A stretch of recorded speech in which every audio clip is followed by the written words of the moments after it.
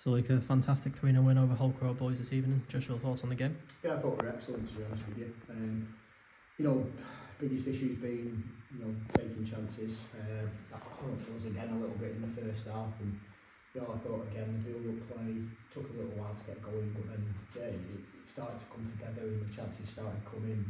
Keepers made a couple of good saves and we missed a couple of chances, and you start thinking back to the forward game, thinking is it going to be one of those days where we just miss chance after chance and then get hit on the break. And then, to be honest with you, I was gearing myself up for a bit of air dry treatment at half time to just reiterate how important it is to take chances. But we've gone and nicked one, and it's a great goal for Arrows. He's broken through like he did most of the night, and then obviously put one across the keeper. It's a great goal, and then you come in and it's just a different team talk, a different feel then, and it's sort of like, right, have your break and get out and start as well as we can. And we slipped into a little tendency in the second half of going long with everything and losing the passages of play that we wanted to do, and going through the thirds and playing properly. And again, that's where they started to come into the game.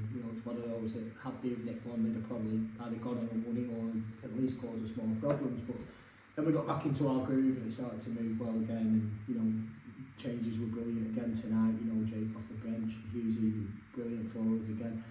And then, it just shows the depth that we've got with, Finn coming on for the last 15-20 minutes and grabbing himself a goal. And it's just massive competition for places. And there's always apologies to lads when they don't play 90 minutes, but, it's not Sunday League football. It's not everyone gets a game and all the rest of it. This is semi-professional football, and we're trying to do the best that we can here. And we've got to pick the right team for right games, And again, lads can come off the bench and make an impact in the way they have done tonight, and all of a sudden people start questioning us, why have they not started and everything like that. And just want to go 3-0 at home, and just got to keep trusting in the squad that we're a good side and that different players will change the games at different times of the season, and we're going to rely on people in those moments.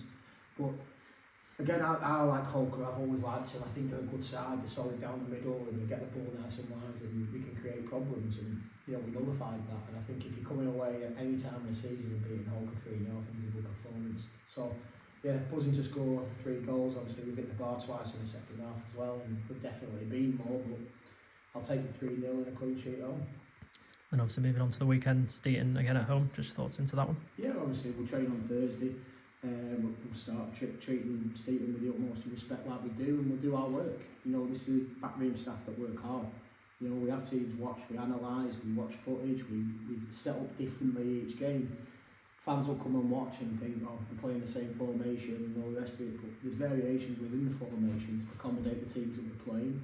Hopefully exploiting some weaknesses, and hopefully keeping it nice and tight everywhere else all over the pitch. So yeah, Steaton will come with their own problems. I know Roy really well, and he's a really hard-working guy, and he won't be leaving any stone unturned for us, that's for sure. So the best version of us will have to be here on Saturday in order to go and get a result.